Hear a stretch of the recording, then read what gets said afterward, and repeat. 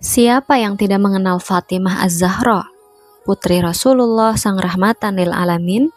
Siapa yang mengaku dirinya muslim, pasti mengenal sosok agung ini, walaupun hanya sekedar nama dan kedudukannya sebagai putri Muhammad, Rasulullah Shallallahu Alaihi Wasallam.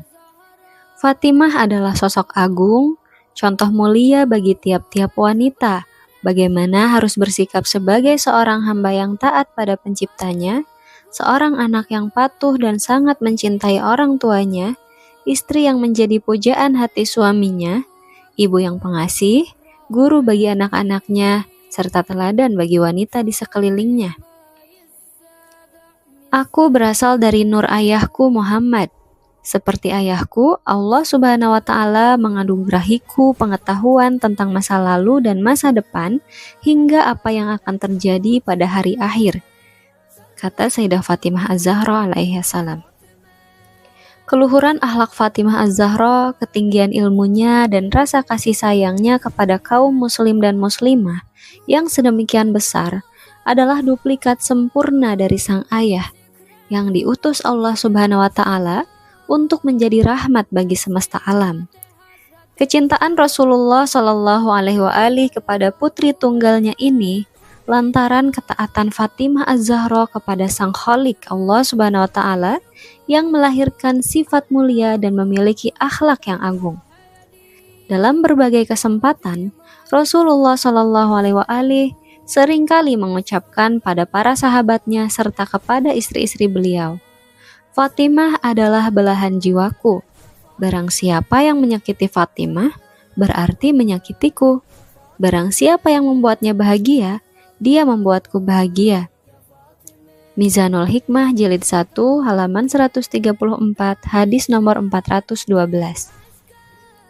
Tentang Fatimah Az-Zahra, Ummu Salamah pernah berkata, Fatimah Az-Zahra dalam segala hal sangat menyerupai ayahnya Rasulullah, dari mulai wajahnya, cara berjalan, hingga caranya dalam menyelesaikan masalah.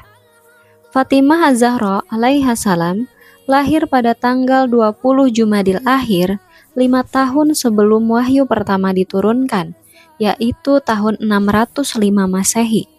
Mengenai kelahiran Fatimah Az-Zahra, memang terdapat dua versi tahun kelahiran yang berpatokan pada 5 tahun sebelum dan setelah Nabi diutus menjadi Rasul dan turunnya wahyu pertama di Gua Hira yang terjadi pada tahun 610 Masehi.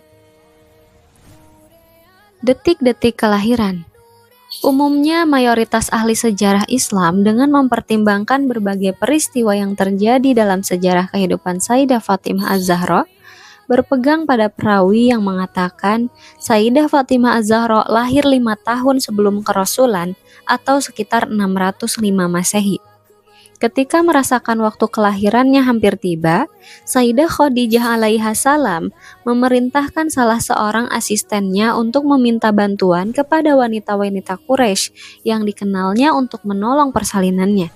Namun para wanita Quraisy yang beliau kenal, tak satu pun yang mau menolong Sayyidah Khadijah pada malam itu, karena rasa benci atas pilihan wanita terkaya dan tercantik itu jatuh kepada Muhammad, seorang pemuda yatim yang menurut mereka tak sebanding dengan pilihan-pilihan yang telah mereka sodorkan kepada Khadijah. Sayyidah Khadijah merasa sedih atas perlakuan wanita Quraisy terhadap dirinya. Namun Sayyidah Khadijah tetap tenang. Ia yakin bahwa pertolongan Allah Subhanahu wa Ta'ala akan datang. Tidak berapa lama menjelang saat-saat kelahiran sang putri mulia, tiba-tiba ruangan tempat Sayyidah Khadijah berbaring dinaungi cahaya yang terang dan nampaklah 4 wanita yang sangat cantik telah mengelilingi Sayyidah Khadijah. Salah seorang dari mereka mengucapkan salam dan berkata, "Salam atasmu, kami berempat adalah utusan Allah yang Maha Agung untuk membantumu melahirkan seorang putri mulia yang melalui rahimnya yang suci akan lahir para pengganti pewaris tugas ayahnya yang mulia. Kami adalah saudari-saudarimu. Saya Sarah, ini Asiyah putri Muzahim, temanmu di surga, dan ini Maryam putri Imran, dan ini Kulsum, saudari Musa bin Imran. Kami diutus Allah untuk melayanimu selayaknya wanita dilayani." Seorang dari mereka kemudian duduk di samping kanannya, seorang lagi di samping kirinya, yang ketiga di depannya, dan yang keempat di belakangnya. Lalu Sayyidah Khadijah melahirkan Fatimah alaihissalam dalam keadaan suci dan disucikan. Berikut ilustrasi kelahiran Sayyidah Zahra yang dibantu oleh 4 bidadari surga. Sayyidah Maryam ibunda Nabi Isa alaihissalam, Sayyidah Kulsum binti Imran saudara perempuan Nabi Musa alaihissalam, Sayyidah Sarah istri Nabi Ibrahim alaihissalam, dan Sayyidah Asyah istri Fir'aun. Seperti ayahandanya Muhammad sallallahu alaihi wasallam, Fatimah Az-Zahra lahir dalam keadaan sujud. Kemudian bertakbir memuji Allah Subhanahu wa taala. Bayi Fatimah Az-Zahra kemudian dimandikan oleh salah seorang dari keempat wanita suci ini dengan salah satu air dan dari mata air Al-Kautsar yang diciptakan Allah untuk putri kekasihnya Muhammad sallallahu alaihi wasallam. Kelahiran Sayyidah Fatimah yang penuh dengan mukjizat surgawi adalah bukti keagungan dan kemuliaan kedudukan Sayyidah Fatimah Az-Zahra. Peristiwa kelahirannya yang mulia diriwayatkan dalam berbagai hadis sahih, baik dari jalur sahabat ataupun dari jalur Ahlul Bait. Kehidupan Fatimah sebagai putri pengemban misi ilahiyah sangatlah berat. Namun demikian, beliau sangat taat dan tidak pernah sesaat pun lalai dari mengingat Allah Subhanahu wa taala atau mengeluhkan penderitaannya. Perjalanan hidup Sayyidah Fatimah Az-Zahra. 610 Masehi ketika Nabi Muhammad menerima wahyu yang pertama dan mulai mengemban misi kerasulan, kehidupan keluarga suci ini semakin berat. Pada usia 5 tahun, Fatimah telah menjadi penolong sekaligus penghibur dan pelipur lara kedua orang tuanya. Gelar Fatimah Az-Zahra yang terkenal adalah Ummu Abiha, yang artinya bagaikan ibu bagi ayahnya. Fatimah selalu berada di sisi ayahnya setiap kali ayahnya dihinakan oleh kaum kafir Quraisy. Putri agung ini selalu menghibur dan menolong ayahnya Rasulullah. Rasulullah Shallallahu Alaihi Wasallam bersabda, "Sesungguhnya putriku Fatimah dinamakan Fatimah karena Allah Azza wa Jalla telah menghindarkannya dan menghindarkan orang-orang yang mencintainya dari api neraka." Mizanul Hikmah, Jilid 1, halaman 133, hadis nomor 410. Fatimah kecil seringkali melihat ibunya mengorbankan seluruh harta yang ia miliki untuk mendukung misi kerasulan ayahnya, hingga pertumbuhan Islam pun berkembang pesat. Hal ini tentu saja membuat gusar para pembesar Quraisy, dan berlakulah boikot kepada seluruh Bani Hashim dan kaum muslim yang terjadi sekitar 617 Masehi sampai 619 Masehi.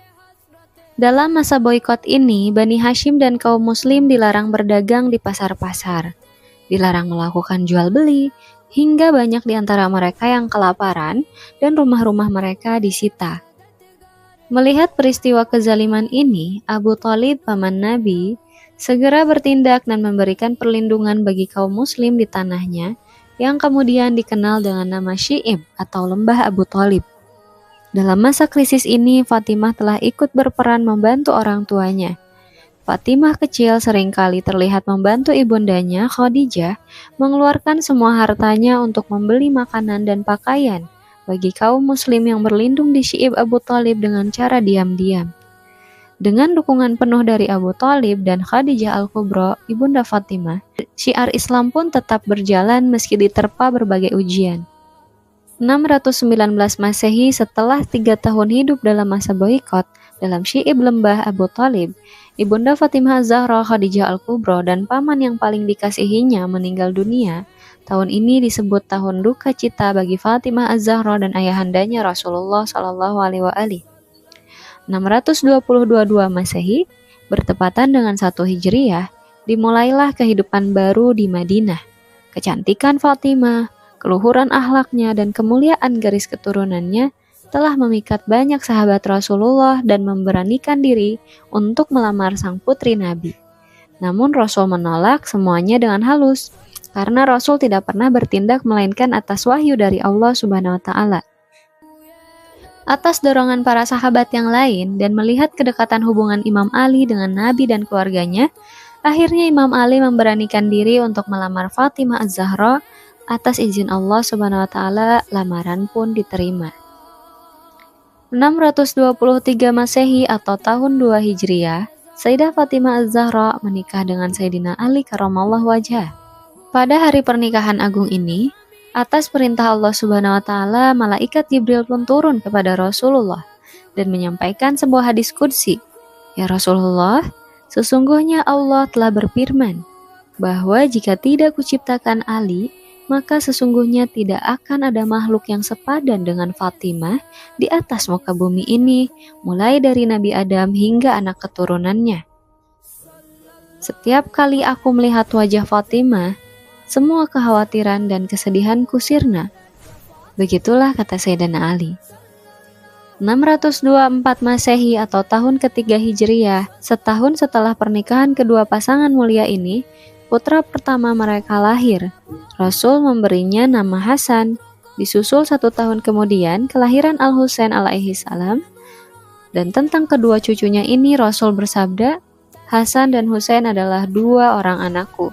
Barang siapa mencintai mereka berdua berarti mencintaiku, dan barang siapa yang mencintaiku pasti Allah mencintainya, dan barang siapa yang dicintai Allah niscaya Allah masukkan ke dalam surga.